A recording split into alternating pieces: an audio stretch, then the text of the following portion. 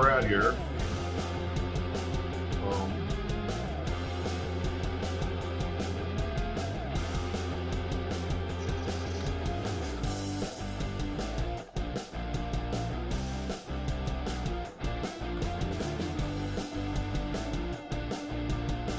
Wow, we got 92 subscribers. We had 60 like a week ago.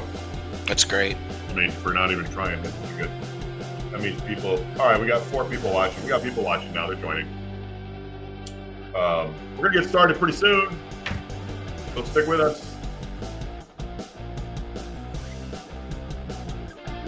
If you have any questions along the way, feel free to ask.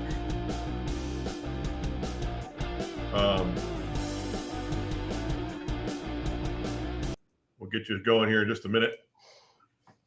We are live. We have real people, and we're going to help answer some questions on virtual assistants and how it helped me grow in my business and other businesses that I have. We've got a handful of people joining us. We're going to wait about another minute, and then we're going to get started. So welcome. Feel free to say who you are or where you're from in the chat there on YouTube,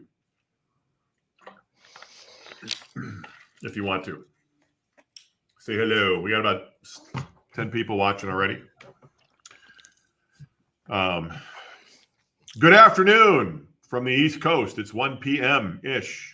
Rebecca from Florida. How are you today? And it's 1 p.m. here on the East Coast, so whatever time it is there, maybe it's good morning to you. Hello, Miss Joyce, from all the way from Fredericksburg, Virginia, which is where I live. Joyce is one of our agents. How to use virtual assistants to grow your business. If you got a question at any point along the way, just feel free to ask. Again, my name is Sean Schickel, and we're here to help you. My background, I have about 20 virtual assistants that support all our various businesses, and they've been a blessing for me and my business. And what we're going to do is I'm going to go over in detail how I have used virtual assistants to help grow my business and to help me and my family, and at the same time help the virtual assistants and their families. So it's been a win-win relationship for everybody. We actually have live with us 4 virtual assistants that are mine that work with us. They're going to tell a little bit about themselves and their story here in a little bit. But if you have a question along the way, feel free to ask. And, if something comes up, just go ahead and ask. Cool.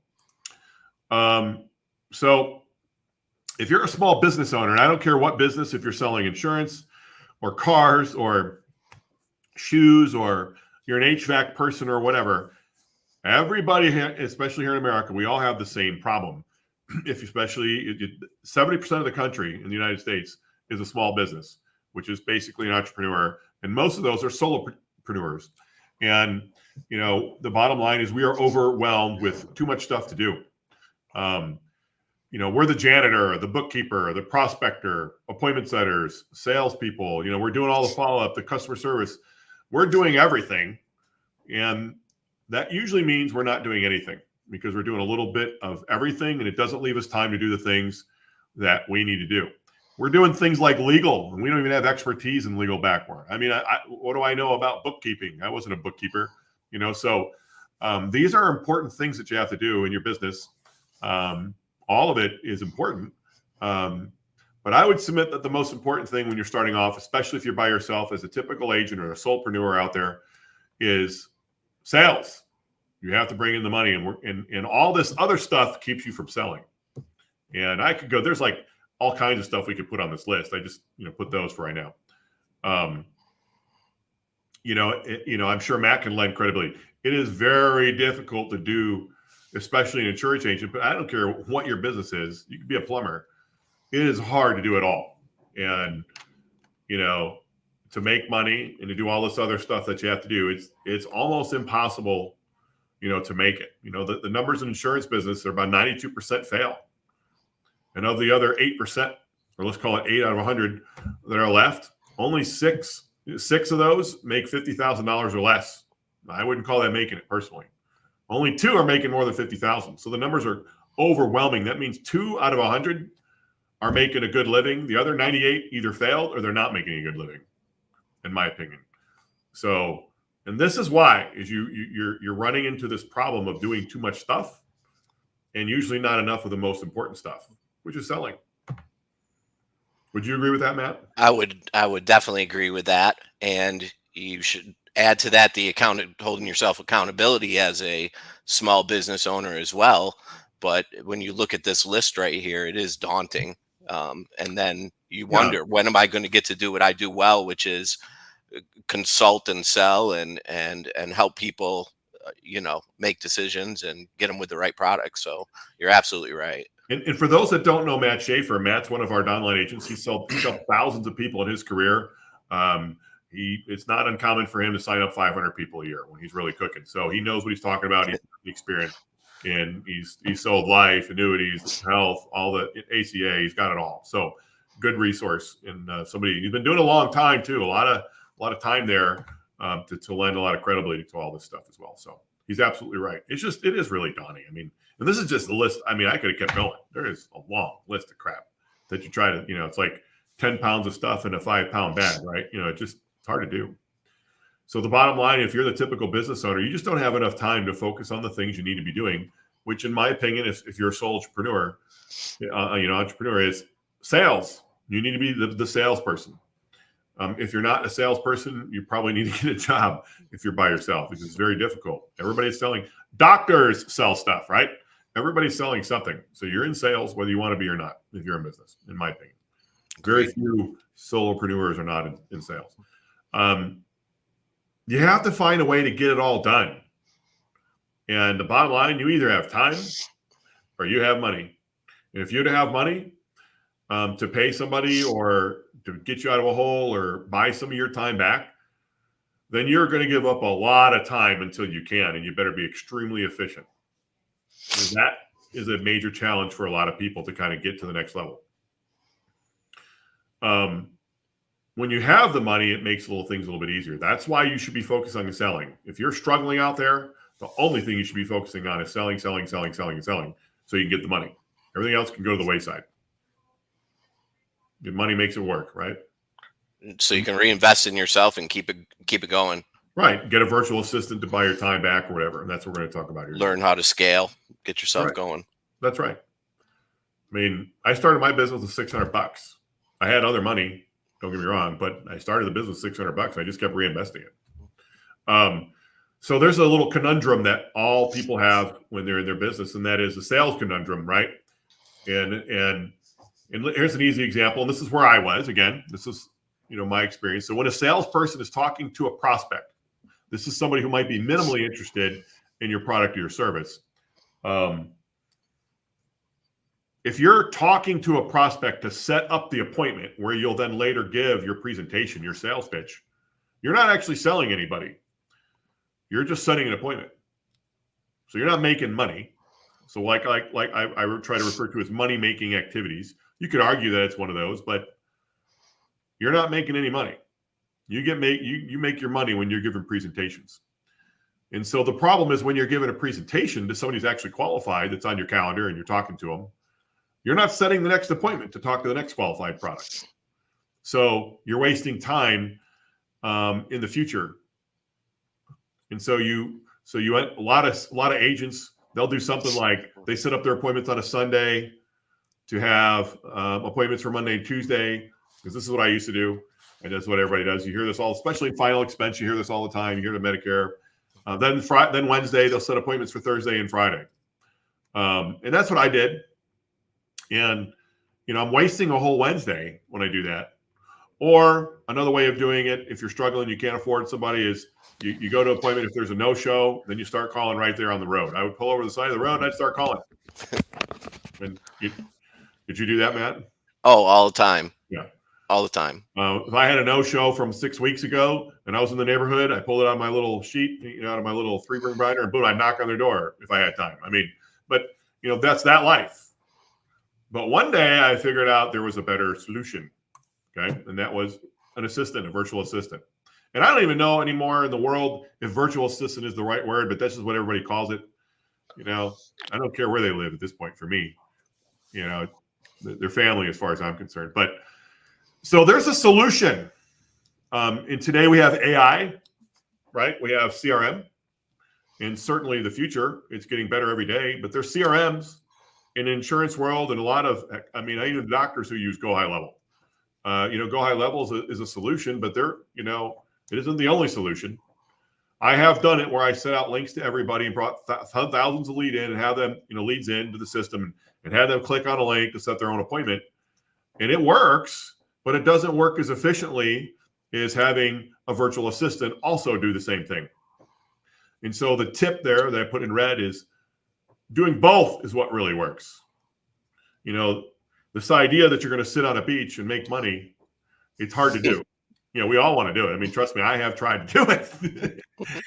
Somebody's got to do the work. And, maybe later you can live on the beach, but there's very few people that have pulled it off. And I can give you some big names of some people out there that act like they're on the beach making money, but what they won't tell you is that they're selling every day, and they'll film themselves with the fancy car in front of the beach or front of the house, but they're working. Some big names out there in the marketing world that are trying to sell you on all their concepts. They have virtual assistants, and they are selling every day. And I mean, I know some big names. Okay, it's not all bed of roses when you're in business for yourself. So doing both, using AI and automation, and ultimately a virtual assistant to help you in your way is the way to go about it. Okay, both probably cost money though, right? So my personal journey, I had no choice. I was completely overwhelmed. And again, if you're just joining us because we got more people, if you got a question along the way, just throw it in the chat on YouTube there, and we're more than happy to help you. But I had no choice. I was completely overwhelmed, drowning in all the various tasks that we all do every day in any business, whether it's insurance or whatever. It doesn't matter what the business is. It's the same stuff. I was drowning in it. I could not get ahead. There was no time for me to do anything else. If I was working on the website, I wasn't selling. If I wasn't selling, I wasn't working on the website. This is this problem. Right. And so I was stuck in a water of tasks and was not breathing. Okay. That's the only way I can explain it. As so many people are. I've been there. I know where you are. I started with my first sale. I started with my first leads and they told me to take a hike. I know what it's like. Okay. The other side is I know what it's like to succeed in this business. So my biggest problem is I needed to get to sell personally, because I didn't have a whole lot of money on the side, to get the revenue that I needed to be able to do the other things that I wanted to do.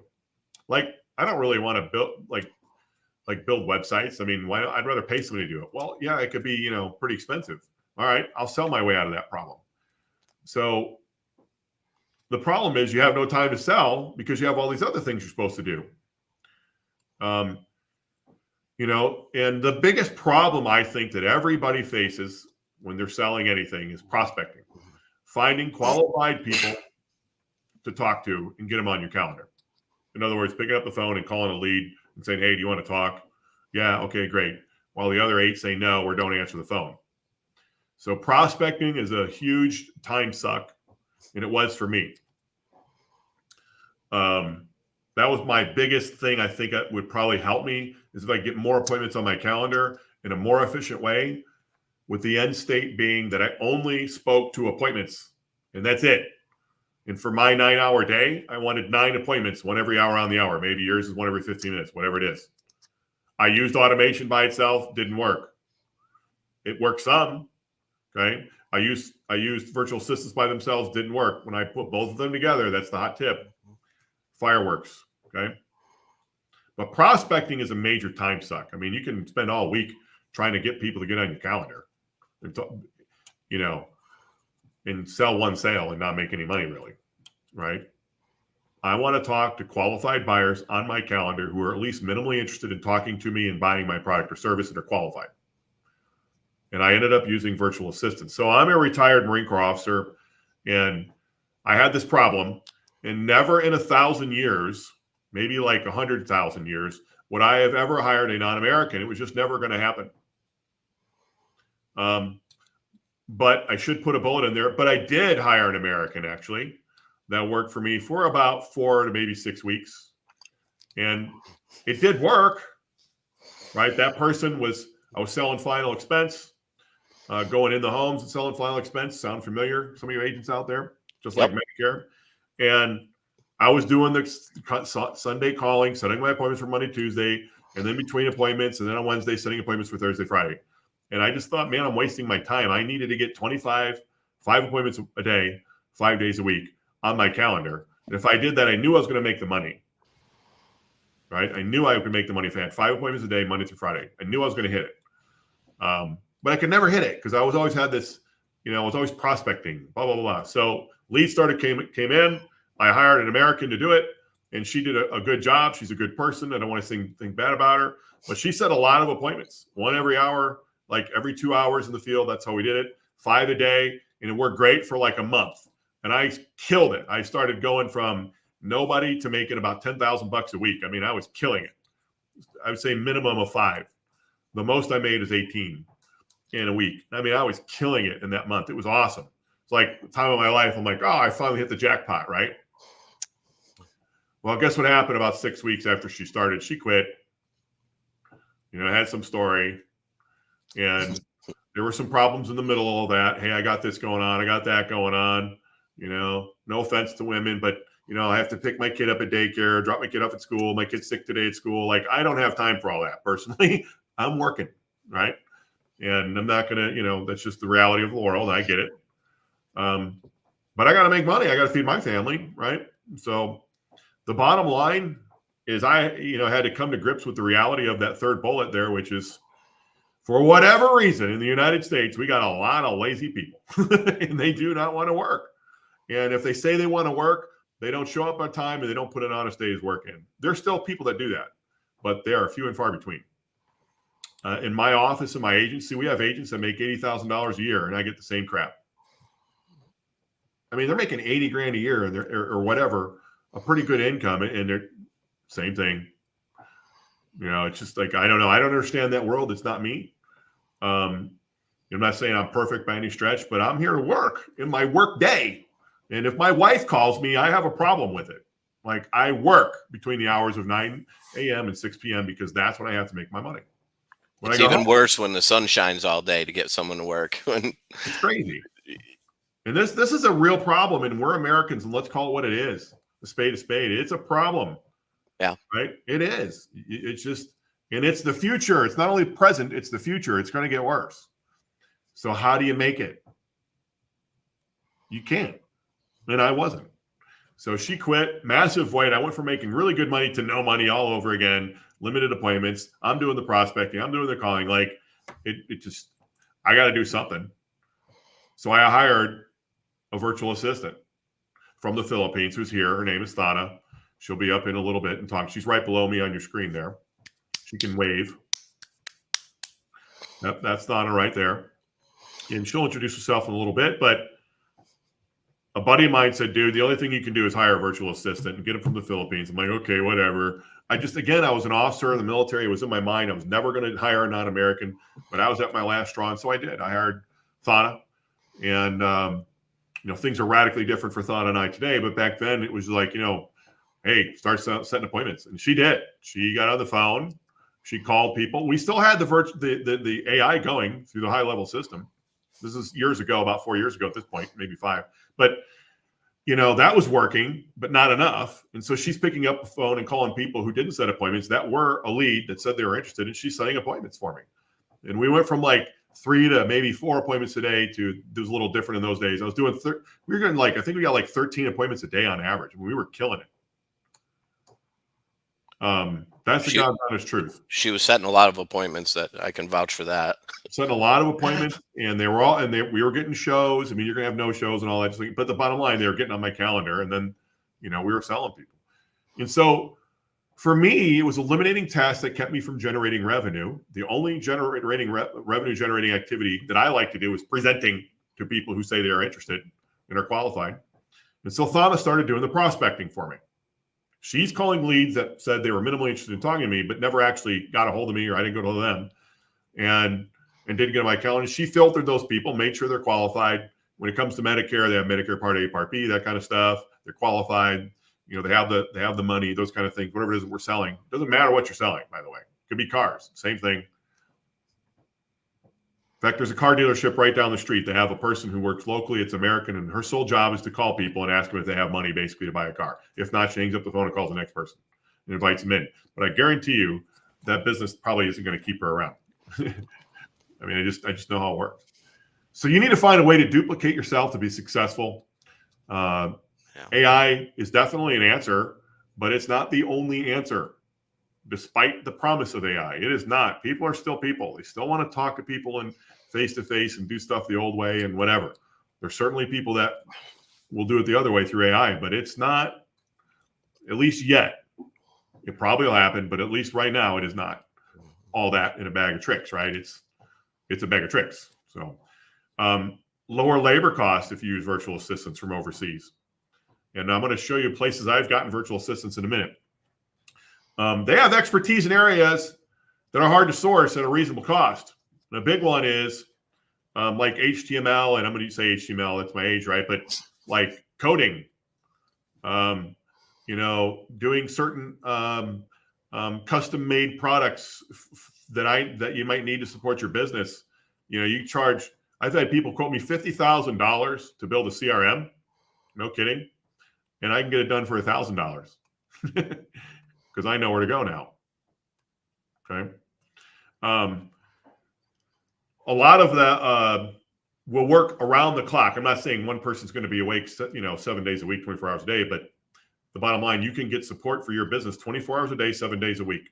Matt has support for him through our business as in a partnership that we're in, as a relationship with agency and IMO and agent. He has support for him 24 hours a day, 7 days a week. And Matt will tell you this is true, but it's not uncommon for him to go to sleep at night and he'll get up and have 2-3 appointments on his calendar that he didn't have before he went to bed. Yeah, and I better get up. Better not go to bed thinking I don't have any appointments till noon, and then screw around and get to work at 10 and miss an appointment. So it's real. It's real. There'll be 9 appointments on there, and it won't be anything. Yeah. That's Sean. I don't mean to butt in, but that's what I'm talking about with accountability. As I'm sitting here in my home, you wake up and you're in Virginia and I'm in Tampa, and you wake up and you're like, well, what am I going to do today? You're trying to set priorities and what you're going to work on. When you have a schedule that, like you just said, you wake up and now you've got 9 to 12 appointments on the books. That's accountability. That's you're working, you're doing what, like you said, you wanted to do. You want to be selling, and you want to be selling qualified prospects and making money. And that's one of the most valuable things with the partnership and working for you and Patriot is the accountability. There's just no two ways about it. And real quick, Matt, are you an independent agent or an LOA? I'm an independent agent. That's right. He's an independent agent. Yeah. I mean, we don't do it for just employees. We do it for all of our agents if they want the service. So what Matt's saying here is, we are setting appointments to support his business 24 hours a day, 7 days a week through automation and through virtual assistants. And he'll go to bed, let's say 10 o'clock at night, and his first appointment is at midnight. But he gets up in the morning at 8 o'clock in the morning. He finds out he's got 3 appointments, one at 9, 10, and 11. That's what he's talking about. I mean, it happens all the time, every day. It happens to me. Like, in fact, the first time I did it, I was like, holy, Donna, what did you do? My calendar's full. I'm going to go to the store. So it pushes you. You need that, though, right? I think a lot of people do. Well, what are the numbers, Sean, on how many times somebody needs to be touched, so to say, 12, before they make a sale? 12 times? 12 times on average. And that's why independent agents don't succeed, is because they don't make. There's no 12 touches. There's a phone call, a text, an email, and the leads suck. That's what ends up happening. Yeah. And you don't make any money. And here you get those 12 touches with the system. And I don't have that in here, but you're touching on a whole nother thing of what it really takes to really succeed. And here's the problem with that. If I'm bringing in, so if it's truly 12 and I'm bringing in 20 leads a day, how in God's earth am I ever going to call somebody 12 times? I can't, because I got 20 more leads coming in today, and I got 20 tomorrow, and 20 tomorrow. And by the way, when that's happening, I have 9 appointments that I'm talking today. That's what it really takes to me. If you really want to do 30 a month, and I'm getting into a whole other thing, and I want to get off my rope, but you're stacking for success. But I could show you we have a graphic called the problem equation, and it goes into this in depth. And he knows exactly what it is, and he's touched on it already. If it takes 12 times to contact somebody, to just at least talk to them, then how could that be possible to sell somebody if you're getting 20 leads every single day of the week? And I mean 7 days a week, like clockwork, 20 days. There's times we get 100 leads a day. I mean, you can't possibly contact them 100 leads 12 times in 1 month. It's kind of hard to do personally because you still have to sell and make money and put money in your pocket. So somebody better contact them for you, and that's what I'm talking about. I didn't mean to get off topic. No, that's a great idea. And so, Thana was that person for me. So what are the common pitfalls of virtual assistants or related to the world of, we'll say, of virtual assistants? The first one there, I'm not going to name names, but I'm just going to say that there's a lot of people gassed up on what to do and what not to do. There are very few people in this industry that have 20 or more virtual assistants in any business. And bottom line, you're listening to the wrong people. That's what I'm telling you. People who are full of poop, who are giving you advice all over social media about all kinds of, they don't sell, they pretend, I won't even go down. That's why I started my channel. Because I saw some things that I didn't like about one of the most well-known influencers in the business, and that person straight up lying to you about what they're doing or not doing. And I just had enough. I'm tired of agents. I'm tired of the 92 losing because they're listening to the wrong people. Posers. It's terrible what's going on. And I did the same thing. That's why it's up there. I listened to the wrong people. And they told me what Filipinos were like or not like, what the problems I were going to have, which none of this is true today. So it held me back. And I won't go into all that and who that person was, but they're full of crap. And I can tell you right now, you're going to know their name if I said it, if you've been in this industry for more than 6 months, because they're all over social media lying to you. Okay. Oh. So don't listen to the wrong people. And let me tell you, that's the hardest thing in this business for a new agent is figuring out who to listen to. I'm telling you right now, I'm not asking you to buy anything from me today. I'm not selling you virtual assistants. I'm just giving you free advice on how to be successful and what took me from zero to multi-millions of dollars in revenue. And one of them, those key things is virtual assistants. I'm not asking you to buy anything at the end of here. Trust me, there's no pitch. I'm not asking for anything. So the second thing is, where do you get your virtual assistants from? There's people that go out there and pay $1,000 to get a virtual assistant who then quits 2 weeks later. You're an idiot if you're doing that. I mean, I got some motion from property in Arizona to sell you. If you want, if you're buying that stuff, you're an idiot to do that. Okay. That's been going on. That game in this insurance world has been going on for a while, and those people ought to be ashamed of themselves, but whatever. Where have I sourced virtual assistants from? The very first place I went to was Fiverr. Fiverr.com. You can get a lot done on Fiverr, like graphics, logo development, website development, CRM getting built. Like you can do a lot on Fiverr for as low as $5. For some of them charge a lot more or whatever. But Fiverr is a good resource. I wouldn't say it's a great resource, but it's a good way to get started, especially if you have a very low budget and you want to get something done. Okay. Fiverr.com, great resource. I've gotten people from Canada, from India, from Central and South America, from Mexico, Pakistan, and the Philippines. Highly technical people in Pakistan, if you want to work with there. So if I need certain like coding and things of that nature, I'm going to Pakistan. And I've gotten multi-million-dollar programs done for $10,000, right? So, you'd be surprised what you can get done. I'm not a computer guru, guy in terms of building out programs and custom-made solutions. I get it done in Pakistan. I have a guy from Canada I've worked with off and on for years. India, Central America, South America, Pakistan. The last one is the Philippines. We have 4 Filipinos on here. It's where I've personally had the most success. And, that's been the best location for me. And today, the bulk of our virtual assistants come from the Philippines. I go to the Philippines at least once a year. In fact, I'm going in about 2 weeks. By the way, man, I'm going in about 2 weeks. Are you? I just got back about 3 weeks ago, but we got something else going on. I got to go back, kind of an emergency situation, so I'm going back. But I go there all the time. I know what it's like there. I know the culture. I know the people, and we've all hung out and done our things together and all that kind of stuff. So why Filipinos? There's lots of reasons that won't be on this page right here, but their English is good. They're loyal, trustworthy, and honest.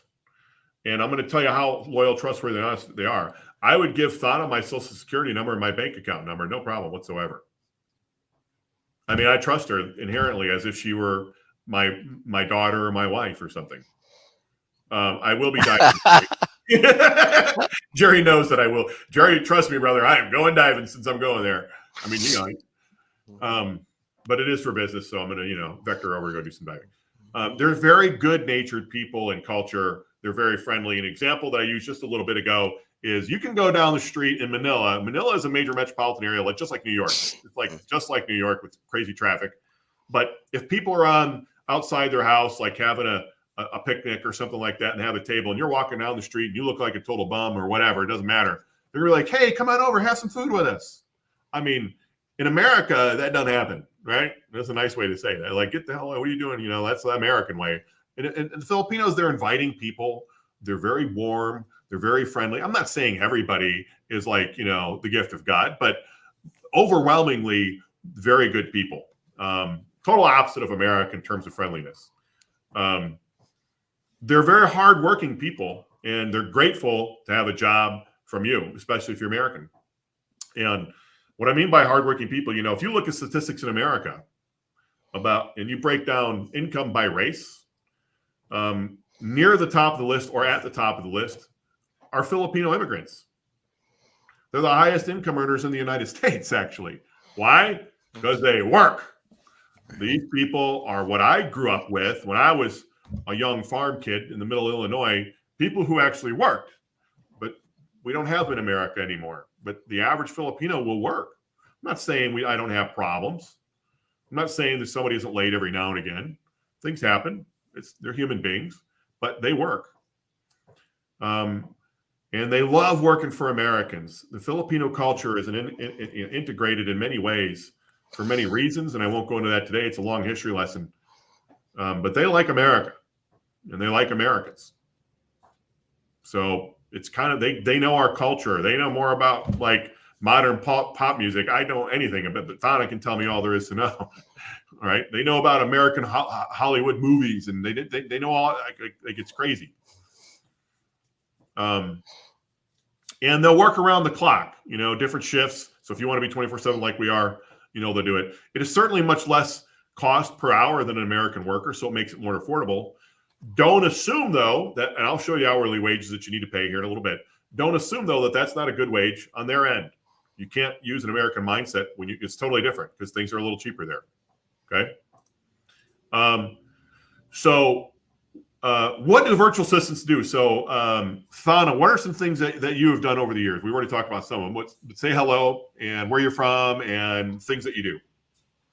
So, hi everyone. My name is Thana, and I am from Dumaguete, Negros Oriental, Philippines. So, part of my responsibilities are, making sure that everyone is on board on the same ship, and of course, working in a fair environment.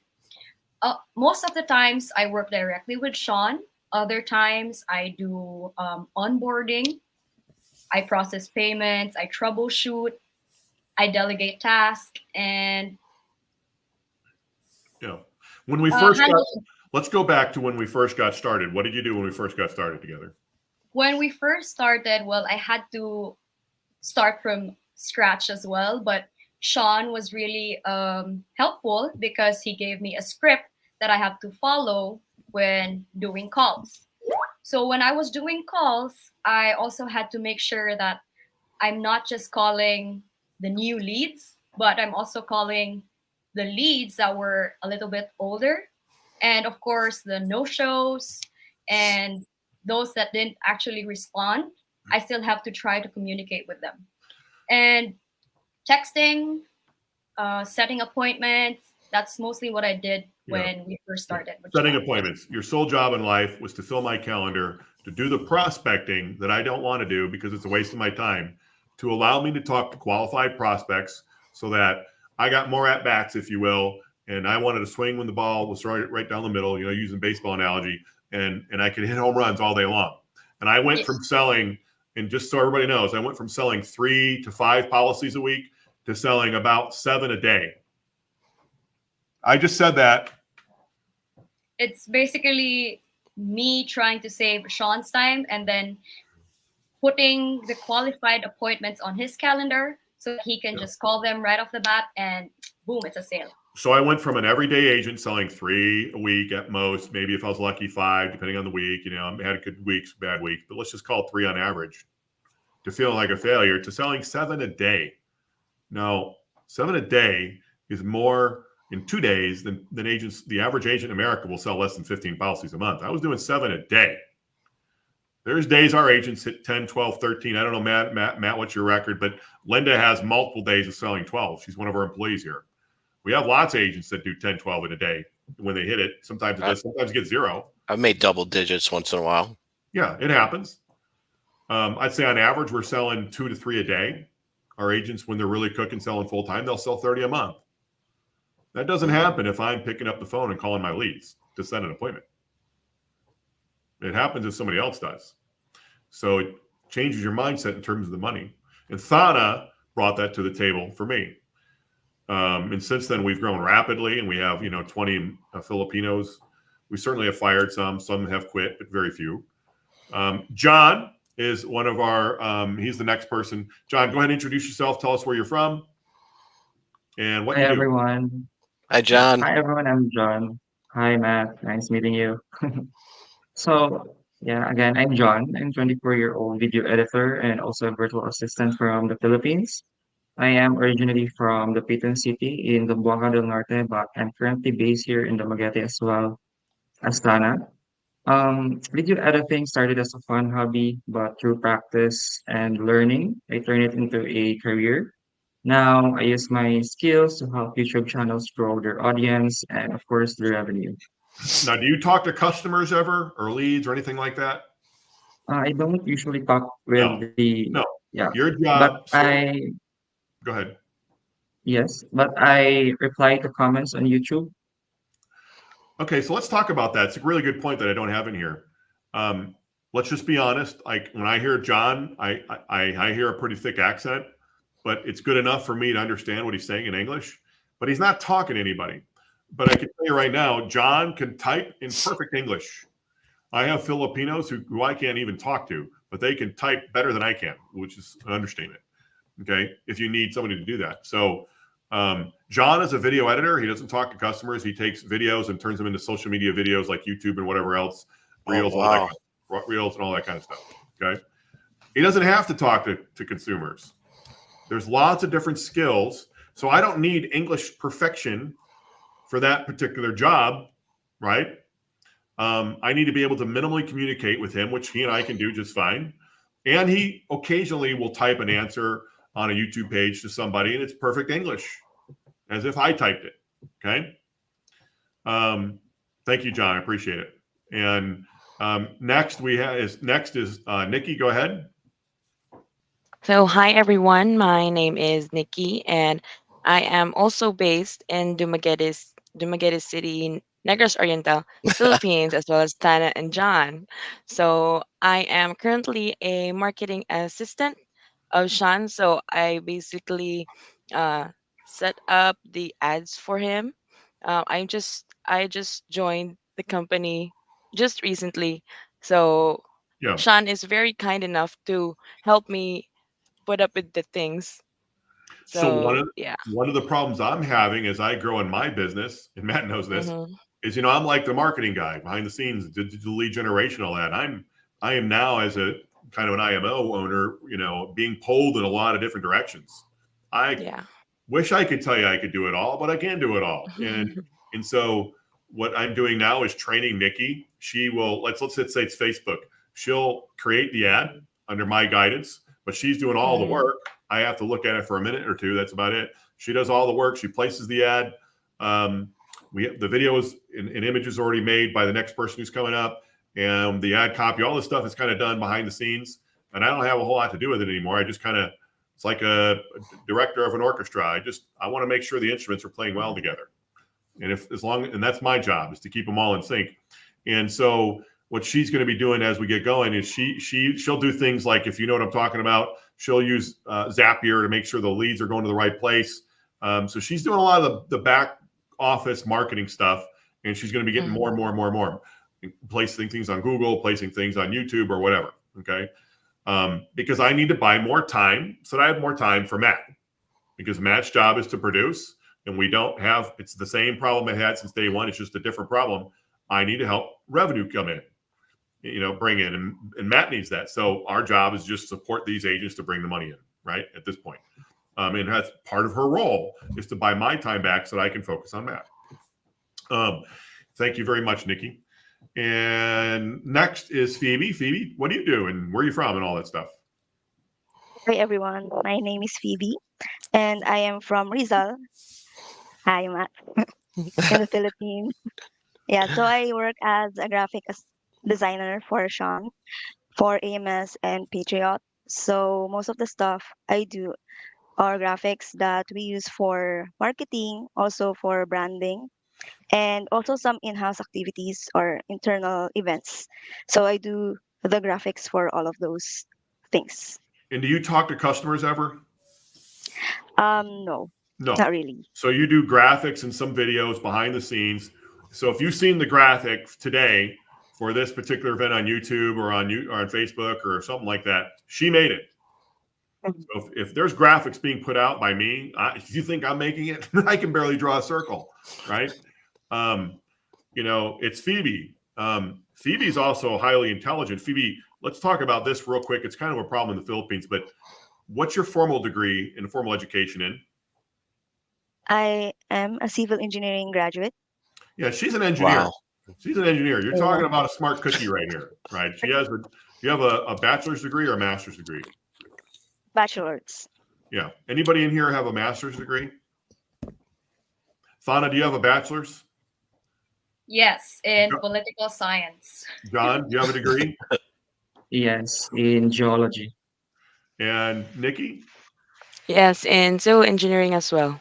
Wow. Well, we got two that's smart crazy. people here. Right. So there's a highly educated, especially young, where you notice they're all fairly young. They're probably all below 30 or near that, somewhere 25 to 35. There's a very young, smart, hardworking group of people all over the Philippines, and they want to work for you if you pay them well. We pay pretty well. Okay. And we're talking engineers here, people. In America, engineers are making a lot of money. In the Philippines, they're not.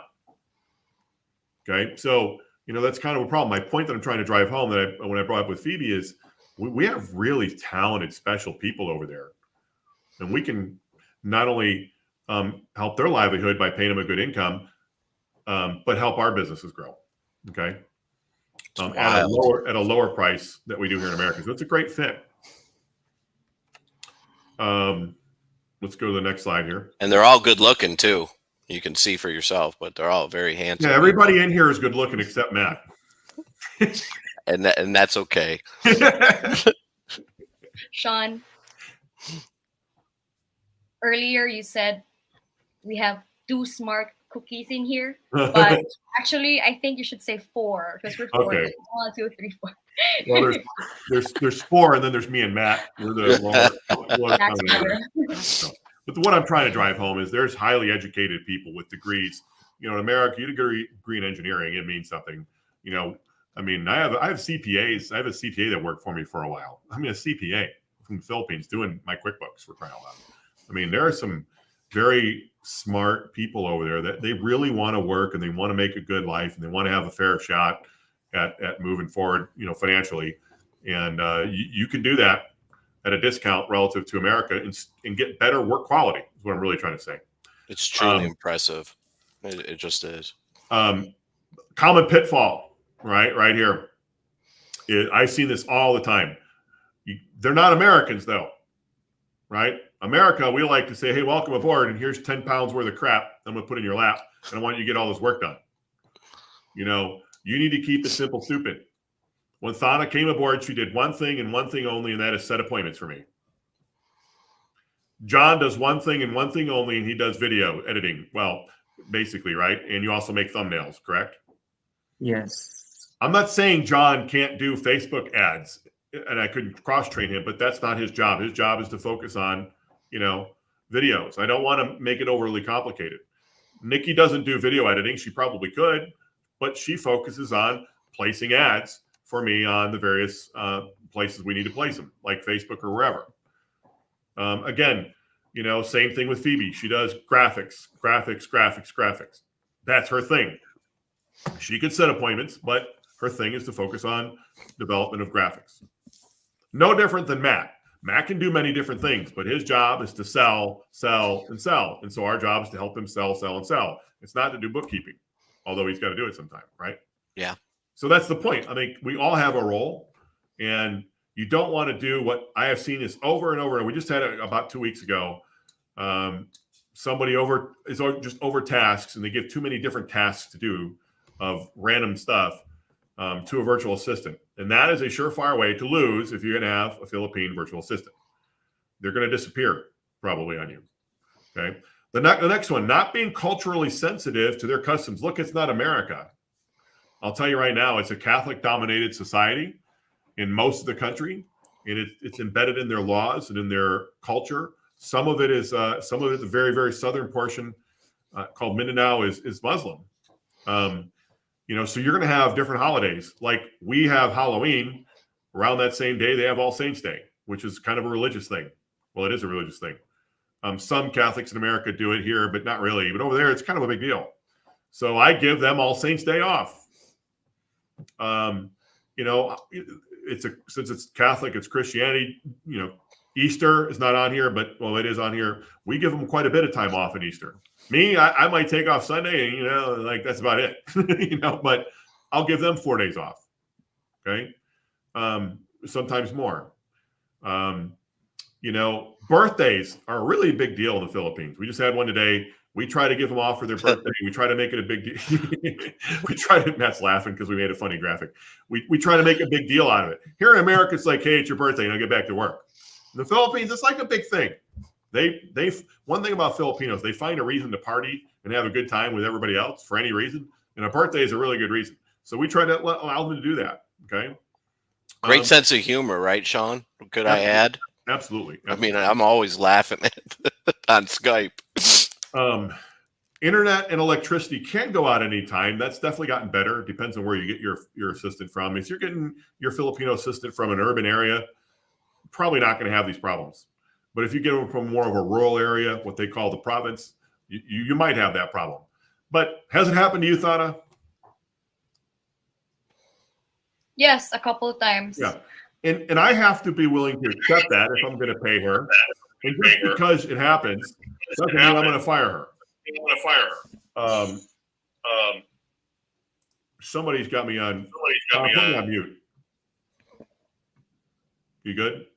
Yeah, there we go. And so just because it happens, I don't fire Thana because it wasn't her fault the internet went out. Right? I mean, this isn't a hire and fire somebody because you're having a problem in your business, right? You might say, well, I'm not going to do that if the internet's going to go out and I'm paying them to be, okay, whatever. Then don't hire anybody and continue to fail in your business, right?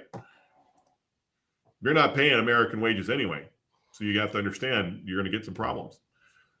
On that note, too low of pay and benefits. Now, I put a minimum of $4 an hour. Nobody in my business makes $4 an hour. They all make more, But I would say no less than in a 40-hour work week, no less than $4 an hour. Okay, that's like a minimum wage. You can get less. You can do it for $2 an hour. It's one of the things going back to the various people that are out there that are the social media experts that are telling you how to do virtual assistants from the Philippines. They'll tell you to, Matt's laugh because he knows what I'm talking about. They'll tell you to start off at like $2 an hour. Don't start off. You're going to lose them. My God, think, how do you want to be treated? They're human beings, for crying out loud. They need to be able to feed their family. And I can tell you that starts happening at $4 an hour. So I would set a minimum of $4 an hour and work your way up. I assure you, Thana makes a lot more than $4 an hour. Okay. But by American wages, she's not getting high pay. To kind of give you a range, like you'd be like, oh my God, that's what you're paying her. Right. If you're paying $5 an hour, that's a pretty good wage. $6 an hour, that's a pretty good wage. Okay. for them over there. For us, we can't feed our families, but over there, they can live pretty good, like upper middle class good. So $4 an hour is where you want to be for a typical 40-hour work week or more. I would say start at 4 and work your way up. Treat them like their family.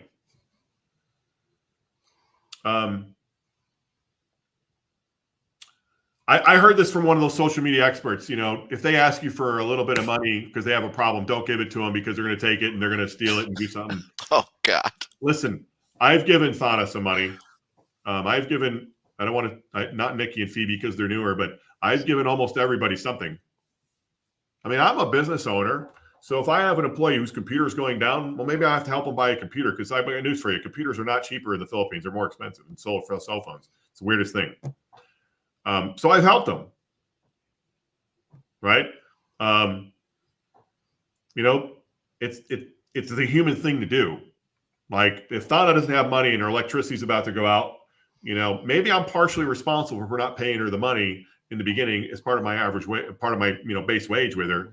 So maybe I give her $50 to pay off her electric bill, and that doesn't happen, but I'm just using that as an example.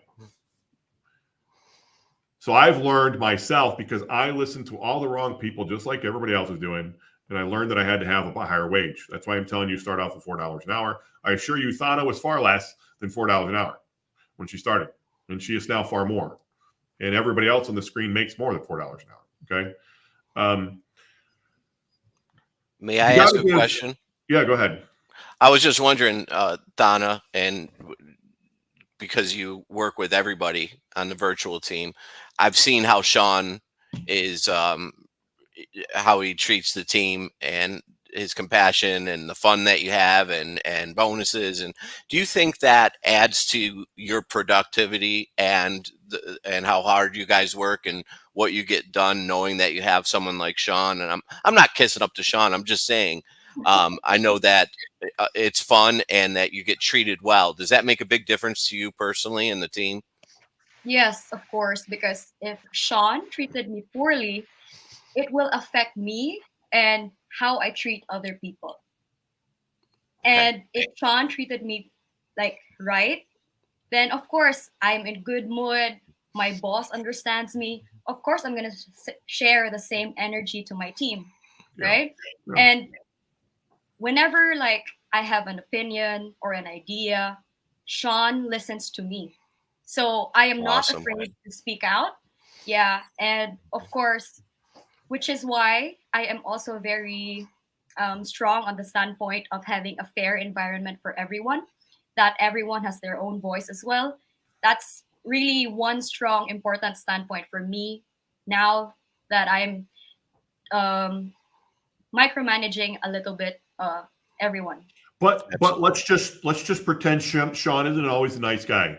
If you don't think that I haven't been a dick every now and again, because we're all affected by the world. Yeah. Right. And when I do that, and I know it's a fault, but I do it sometimes, and I sometimes will take it on Thana. She knows that I'm probably stressed out as this thing, but it affects her negatively too, and that means she's going to do it to other people. So I'm trying to be careful not to do it. But I'm not perfect any more than she's not perfect, right? So we learn to work together and kind of live together, if you will, just like anybody else does. Yeah, and I have worked with Sean for almost 4 years or a little bit more than that. And I kind of understand him more now. So it doesn't really affect me that much if he's not in a good mood, because I know how to lighten up his mood at some point, and he'll be okay. Thank you. But the point is, Matt's trying to, I think, drive home is we do weird things randomly. Like I'll do a thing where we call it Rockstar Fridays, where for $5, if you name this tune within 10 seconds, and I'll put up like Ozzy Osbourne, and nobody in the Philippines has any idea who Ozzy Osbourne is. But every now and again, somebody gets the $5. So, we have fun like that. We do stupid things. We have a good time. You got to keep it fun. It's a business. What would you do if they were here? You'd have fun, Yeah. Stuff like that. But that goes back to positive feedback on both what they're doing right and wrong. You want to say, look, this is what you're doing wrong, and this is what you're doing right. Otherwise, if you don't talk as people, if something's wrong, it's never going to get fixed, and it's not going to be good for anybody. This is a massive one for insurance agents. right? This is why, by the way, I'm not asking insurance agents to buy from me today. Okay.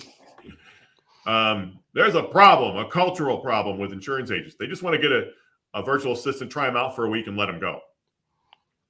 Oof. What if that were you? What if I hired you to bring you on board to be an insurance agent, tell you you're going to make $100,000 a year selling life insurance or Medicare or whatever, and then I let you go 5 days later because I didn't like something, because your electricity went out for an hour, or because your English isn't perfect, or whatever. You know what I mean? You better, if you're going to hire somebody, you're given their hopes and dreams in part belong to you now, and you need to be committed financially. Don't just try somebody. And the social media people that tell you that, they're full of crap, and they're low human beings as far as I'm concerned. You're going to need to train them to the way you want things done. You have to be committed to that, just like you would any employee. You're going to have to work through their mistakes. We talk about all the time. Listen, day one when they get hired, I said, listen, you're going to make mistakes. It's okay. I'm not going to fire you unless you keep making the same mistake over and over and over again. Then I'm probably going to fire you. Yeah, I remember that so well. Okay. Listen, I make mistakes every day. My wife reminds me every day about my, you know, we all human beings. Sana's made mistakes. I've made mistakes. But, you know, you have to see through that if you're managing people. Not fire them on Tuesday because you hired them on Monday and they screwed up Tuesday morning logging in or something stupid. I mean, I've seen crazy things. Okay. Don't just hire and fire. Be committed to a human being and be committed to your business to grow it. You're going to have to do these things. You know, if it doesn't work out on the business side later on, then everybody gets it. But if you're just not a very good manager and not a very good agent, and you're not committed, you just want to try somebody for a day or two to see how it goes and then make a decision, that's the wrong way to go, brother. You treat the agents that work with you the same as well. Just totally. Yep. Totally. I mean, Matt's made mistakes. You think, I mean, God, Matt's forgotten more about Medicare than I'll ever know. I can tell you that right now. I mean, we all have mistakes, you know? Made a lot of mistakes. Matt, let's talk about Matt. Matt, what about your experience pre virtual assistants from the Philippines, and then now, you know what I mean? Talk about it. Yours? Well, everybody has ups and downs in their career, and I've been licensed for 16 years. But when I came to you, the issue was I had all these great contracts. I know, like you said, I know everything about Medicare, health insurance, life insurance, but I don't have anybody to talk to. I've got all the money for leads. I've got, lead money. I get reimbursement, and even being able to buy leads, I can't get anybody on the phone. And that's how I came to you. And what happened after that. And when you're cooking on a let's say an above average month and an above average day, how many appointments do you now get on your calendar? Like not on a slow day, not on a great day, like on a good above average day or average day? Minimum of 10. I think 12. Yeah, 10, 12 is the key to really fire it up. 30 a point, even looking at the life insurance training that we were going over, I think 30 appointments a week is a key goal, at least for a minimum. Yeah, our goal is to get 9 appointments a day for each agent, 5 days a week, so they can have 2 days to do whatever, relax and be a normal human being and have a weekend or whatever, and then 9 a day. We find 9 appointments a day gets 2 sales a day, and 2 sales times 10 or times 5 is 10. That's a good week. And the numbers, and that's the one thing when we talk about mistakes and what I've learned working with you is you have to commit yourself to those numbers. Yeah. So if you're going to get a virtual assistant, let's say it's $5 an hour to $6 an hour. I'd probably pay $6 to be quite frank. Mm-hmm. For if you're just going to get your own that work for you 100% and only for you, that's probably where you need to start paying, right? Somewhere around there, 4 to 6, right? Let's call it that. Yeah. Now, Matt, in full disclosure, is one of our agents. I'm obviously getting an override from his sales, so we discount it drastically. Matt doesn't even know. He pays 97 cents an hour, I think is what it is. Can't even remember. It's like not much. It's less than $20 a day, and he's getting support. I'm spoiled. 24 hours a day, 7 days a week. So, like that's the deal that we have, but not everybody gets that deal. You have to be with our agency and all that kind of stuff, with all your contracts and all that. But I'm saying for the other agents that don't want to do something like that, you're looking at about $6 an hour. Probably could start off at 4, maybe as high as 8, but it does depend on what they're doing. If you're going to Pakistan, you're going to pay high wages, but you're talking about highly technical work, but it's cheaper than what it's going to be here. So there's lots of different resources. So Matt, you've made more money having. So are you calling leads for the most part, or are you just getting qualified appointments on your schedule? Qualified appointments. Yeah, so you're getting preset qualified appointments that all you do is call them and give your pitch. And that's another reason why most independent agents or agents in general fail, is because they're spending time talking to people who aren't qualified, that aren't going to buy the product, will never buy a product or get a plan. The people that I'm talking to answer the phone for the most part. I don't get many no-shows. They are answering the phone. They're interested in the product, and they know that I'm calling, and they're interested in speaking to me. And that's a huge hurdle right there to be able to do that, I think. Yeah. What are like some pitfalls that maybe you've had with Filipinos? I don't know.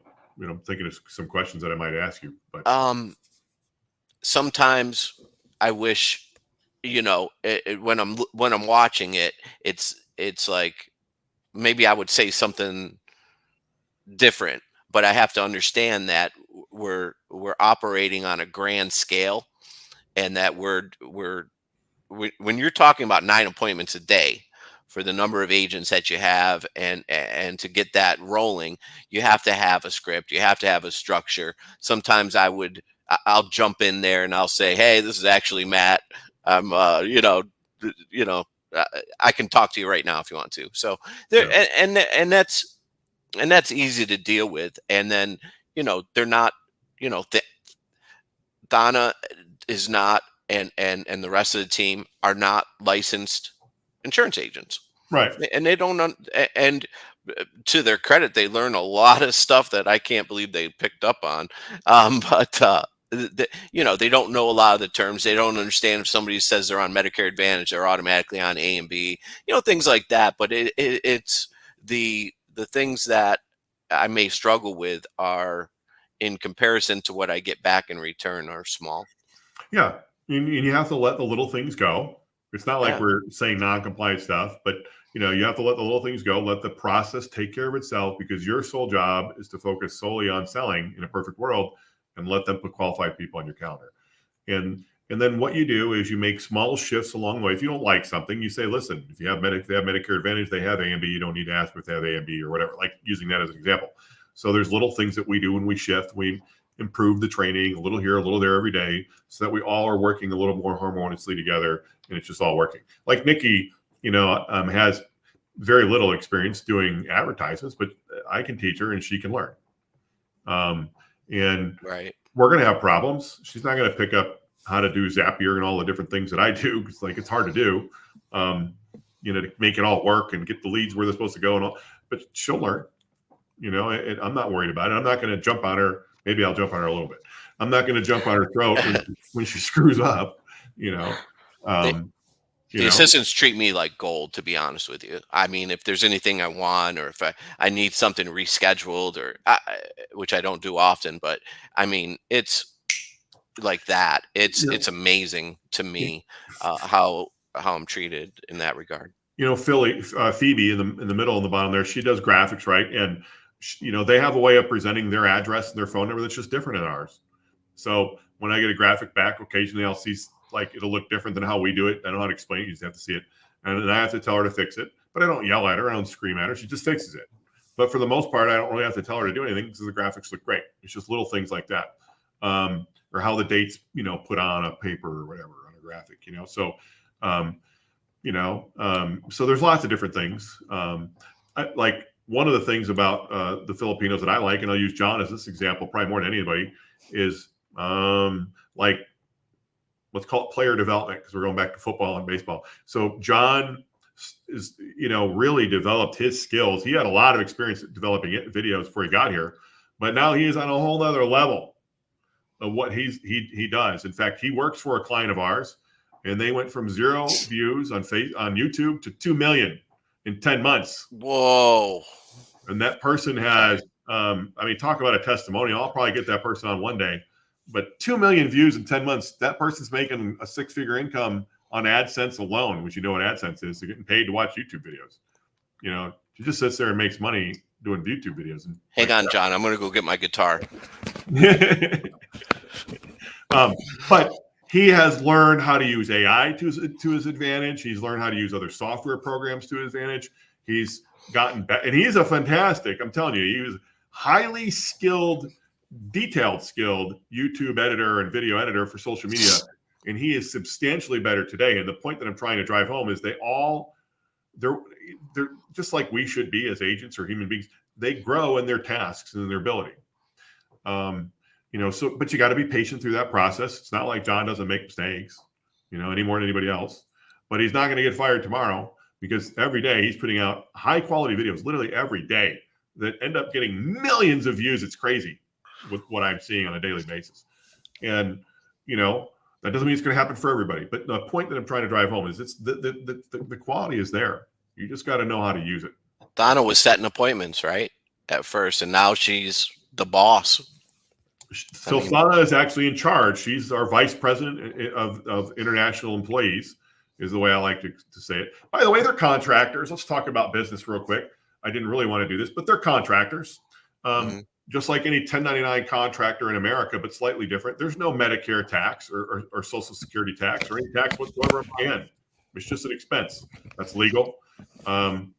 So if they make $1,000, I don't have to pay $200 to the government or something like that, like you do here in America. If you pay somebody $1,000 in America, their employees, you're paying like $1,200-$1,500 in total cost as an employee and all that. It's just like a contractor. And the best part is I don't have to 1099 anybody, because there's no international rules for 1099. They have their own things that they have to pay, their own taxes and all that. I won't get down all that stuff. But the bottom line is, from a tax standpoint and an accounting standpoint from our end, it's a pretty good gig. As long as the government allows it, it's a really good gig. And they're going to allow it because they have no other choice. Businesses all over the world. And I'll tell you that, and I'll leave you with this. When I went to Cebu, Philippines 3 years ago, I was still extremely skeptic of having Filipinos. I probably had 5 or 6 at that point. And we're going to do a convention. Like I said, I go there and I walk down the street by myself. This is before Thana linked up with me there and all the other people. And I saw these, just like Chicago or New York or LA, I saw these buildings, big, tall skyscrapers. And on the side said Deloitte and Touche and Microsoft and United Healthcare and all the other companies that I thought were, American companies. They have thousands. They have huge buildings. You think I have a lot? I mean, these people have thousands of people every day going in and out of their buildings. Every major corporation in the world, TikTok, Facebook, they all have Filipinos working for them in big buildings in places like Cebu, Philippines. So if you're not doing it, if they're doing it and they have billions of dollars, why aren't you doing it?